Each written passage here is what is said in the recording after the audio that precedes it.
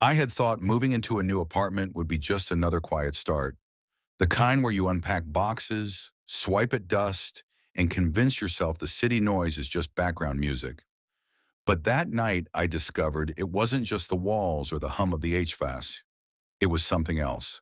Something waiting. I was scrolling my phone when it first appeared. Just a single notification, black text on a stark white background. Install? I tapped it reflexively. Nothing. The screen blinked, then flickered. My phone felt heavier, like it knew I was hesitant. I swiped again. Still nothing. My roommates, Ravi, Evelyn, and Hero, were gathered around the Monopoly board we'd pulled out for a casual game. Ravi was rolling the dice as if his life depended on getting a perfect number. Evelyn called out, eyes rolling, "If you get free parking, I will literally kill your stupid face." Hero laughed and leaned back in his chair, fingers drumming on the edge of the table. I tried to focus on them, but my attention kept drifting to the phone. Then the screen changed. One word, bold, classical font, centered, ID. I tapped again. It wouldn't disappear. I pressed the power button. Nothing. I tried to restart. Nothing. Just the word. I felt a creeping irritation, like a low hum in my chest, and then a flicker of something else, a tiny spike of fear.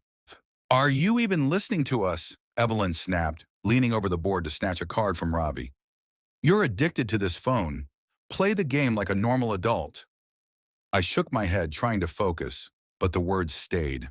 It felt like it was staring at me, like it was waiting. Ravi rolled a 3, landed on B&O Railroad. "Nah," he said, waving his hand. "I don't need it." Evelyn smirked. "House rules. Fine by me." But my eyes stayed on my phone. ID. Then the TV flickered. Static. A sound like a faint crackle of fire. Robbie, our neighbor and casual tech nerd, got up. "Not an earthquake," he muttered, checking wires. I don't think that's normal." I glanced at Evelyn. She had that look. Silent, calculating. She tapped her phone. Same thing. "Hide." Hero's phone blinked too. My stomach sank. "Okay," Ravi said. "What is going on?" "I don't know," I admitted. But deep down I felt it. Something had taken over the block. Maybe the city. Maybe more. People outside weren't moving. Heads glued to glowing screens.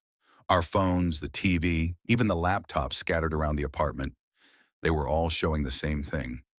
Instructions. "Should we hide?" Evelyn asked. Her voice was low, hesitant. Something about that word made the hair on my arms rise. Hide. As if the very act of being visible would cost us something we couldn't predict. We split. One closet, one under the bed, one behind the laundry dryer. I slid into the utility closet, the door barely clicking shut. Heart pounding, breath shallow. There was no sound, not really. Just the quiet, the tension, and that faint presence you could feel pressing against the door from the other side. 15 seconds passed. I peeked at my phone. The word was gone. Relief washed over me, until I realized it wasn't gone, just replaced. New instruction. Seek. I swallowed hard. Outside, through the balcony, I saw neighbors frozen, some pressing against their windows, faces pale, eyes wide. Hero whispered, "What do we do?" We didn't know, so we acted on instinct. Ravi's phone was missing. We searched every surface, every crevice. My pulse was in my ears.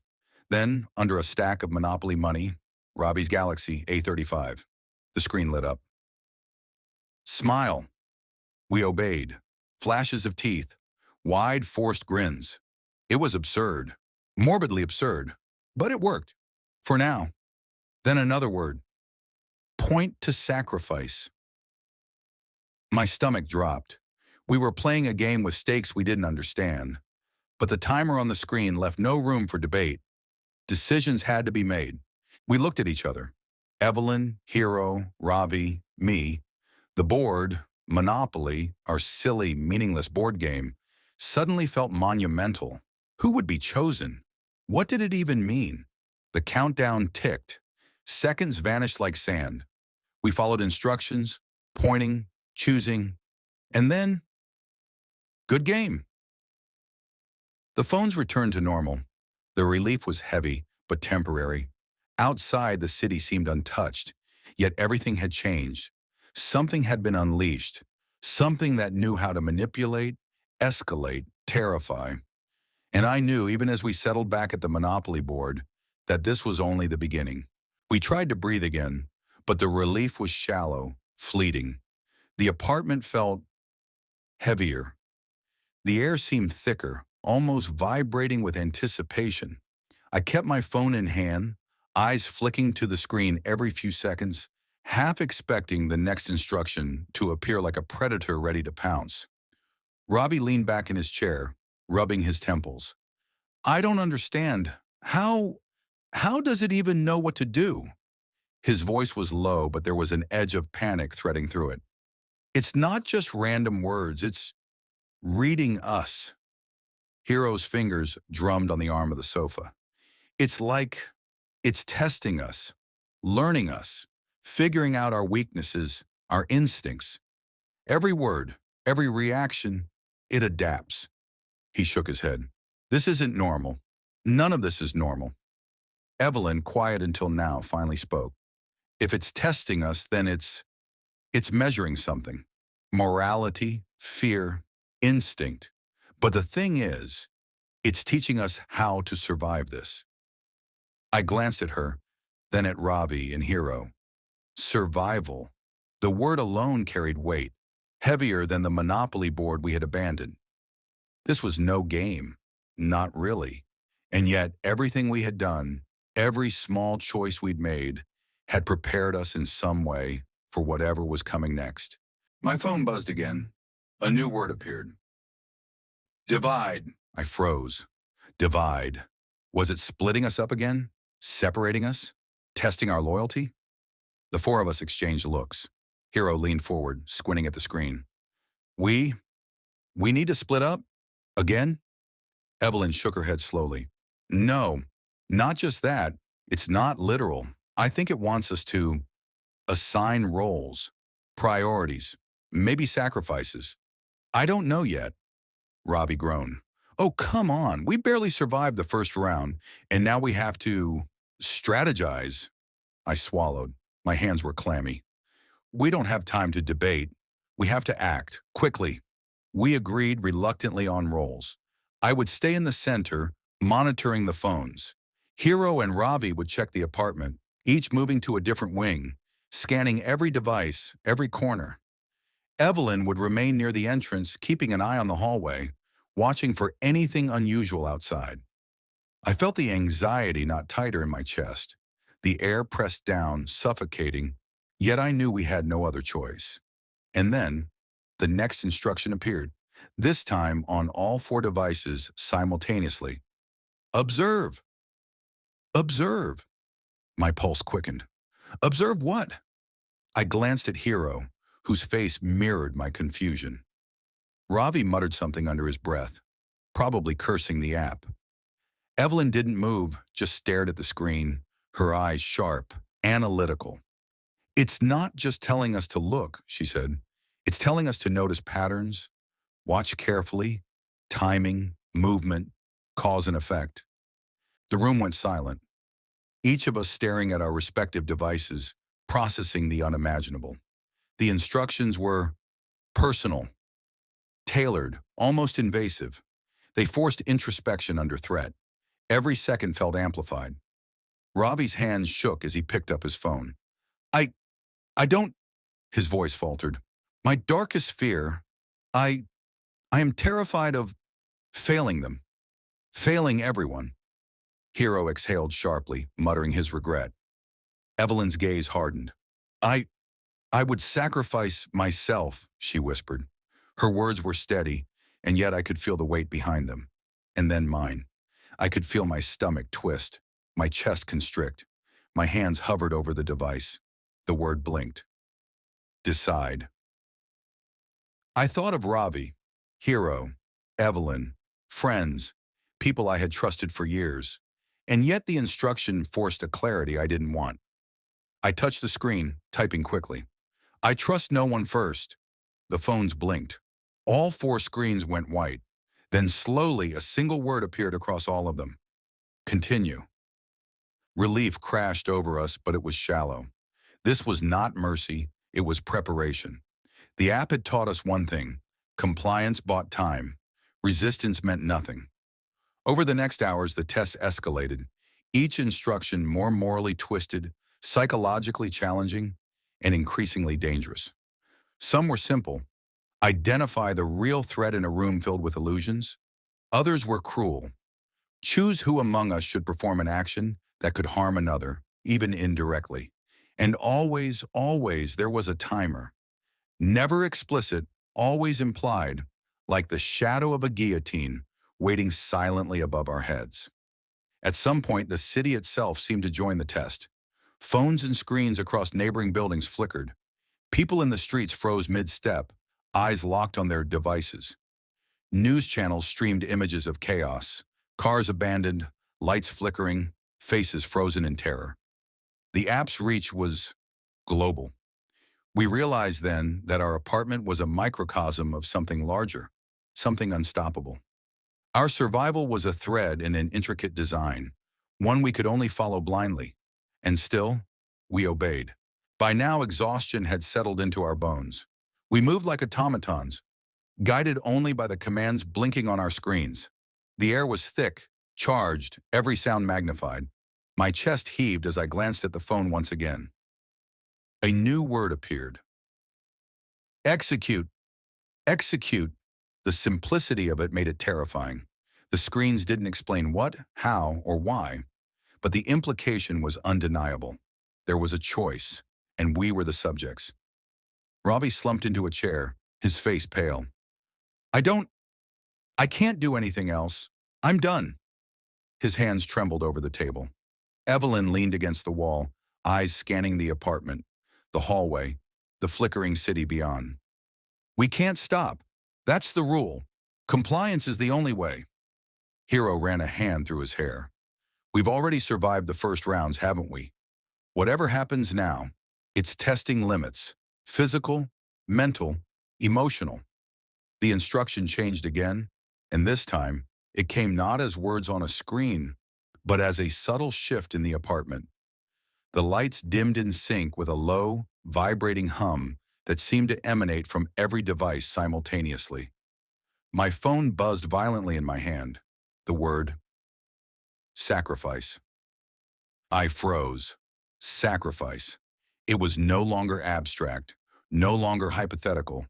The app, entity, whatever it was, wanted something tangible, something that could cause pain, loss, or death. We all looked at one another, the reality settling like ice in our veins. Ravi swallowed, his voice barely audible. Do we choose or wait? Waiting didn't help last time, Evelyn said flatly. Acting is better than hesitation. That's the only lesson so far. The screens pulsed in unison. Each device now displayed a personal directive. Ravi, offer yours first. Hero, yield to necessity. Evelyn, protect the weak. Mine, choose the one who will go. I felt my stomach twist, my palms grow damp. The directive was impossibly cruel, yet it demanded action. I looked at Ravi first. His eyes darted around the room, desperately avoiding mine. I won't. The app, or whatever it was, interrupted. A timer appeared on my screen, counting down. 60, 59, 58. Time. It always came back to time. Decisions weren't optional. Hesitation had consequences. I breathed deeply. The first choice had to be made. I chose Ravi. He froze, realization hitting like a physical blow. Wait, don't, he started, but the timer kept counting. Do it, I whispered, the words tasting like ash. I pointed. Ravi's phone blinked, and the word done appeared. He staggered backward, relief flooding his features, as if he had passed some impossible exam. Next came Hero. The choice wasn't mine, But the implication weighed on him. His directive required selflessness. He followed instinct, yielding to the unspoken rules. The word accepted appeared. Evelyn's phone glowed next. Her task was protection. Her eyes darted toward me, then to the remaining devices, her mind calculating. I, I'll take responsibility, she whispered. The word secured appeared, and finally mine. The choice was mine to decide, and the weight of every human thought I had ever carried pressed down. Who would be expendable? Who could survive if I didn't act?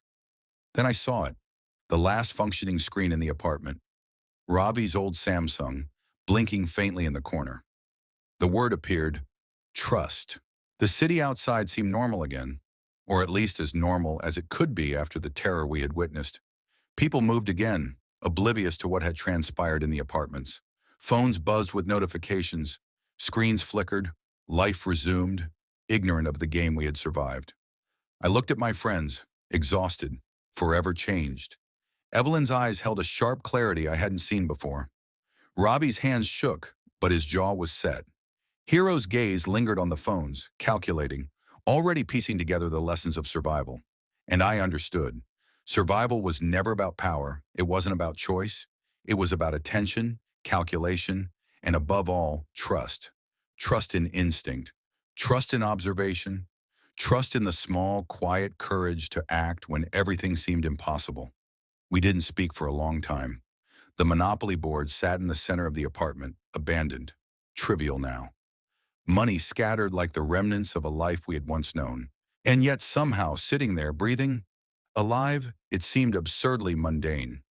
Finally, Evelyn whispered, We need to remember this. Everything. Ravi nodded, and Hero finally spoke. We survived, somehow, against whatever that was. I held up the Samsung. We weren't just lucky, we adapted, we calculated, and we trusted. Outside, the city lights flickered once. Nothing more. No words, no instructions, just normal life, oblivious to the calculated horror that had played out, leaving 4 friends alive, scarred, and forever changed. And as the sun began to rise, washing the apartment in pale light, I realized that fear had a rhythm, a cadence. And if you learn to listen, to anticipate, and to trust instinct, you could survive anything, even the impossible. We all turned, instinctively reaching for our own devices. Nothing. Silence. Relief.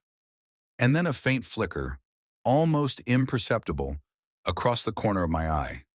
A shadow on the balcony, moving just enough to suggest shape, but not enough to confirm. Did anyone see that? I asked, heart hammering. Probably just a reflection, Ravi muttered, though his voice lacked conviction. But we all knew. None of us had forgotten the feeling of presence, the tug, the hum, the overwhelming insistence of the words. Something had watched us. It was patient, calculating, and invisible. The rest of the day passed in tense silence. We ate mechanically, watched the city from the balcony, and attempted to return to some semblance of normalcy. Every device we touched was scrutinized, every screen examined before it was allowed to leave our sight.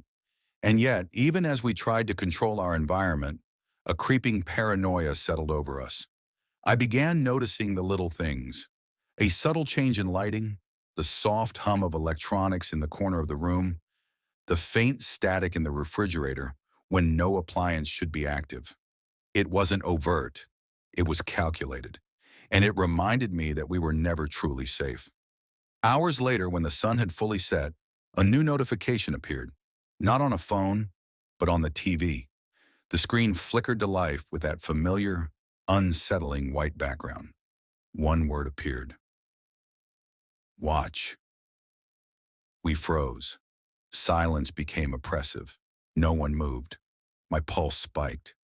This wasn't a command to hide or smile. It wasn't a game of sacrifice or obedience. It was observation. We were being studied again. Evelyn's voice was steady, though her eyes were wide. Don't panic. We just watch, analyze, record. I grabbed a notebook and pen, the irrational comfort of analog tools grounding me. Every movement, every sound, every flicker, nothing goes unnoticed. The night passed in tense observation. We noted patterns, timings, and shifts. The entity or program was methodical. We realized it wasn't just terrifying for the sake of terror. It learned from us as we reacted. Every misstep, every instinctual panic fed its next iteration. By dawn, the message disappeared. The screen went dark. Our devices returned to normal. And yet none of us slept. None of us felt relief. I looked at my friends, faces pale and drawn. "We survived," I said softly.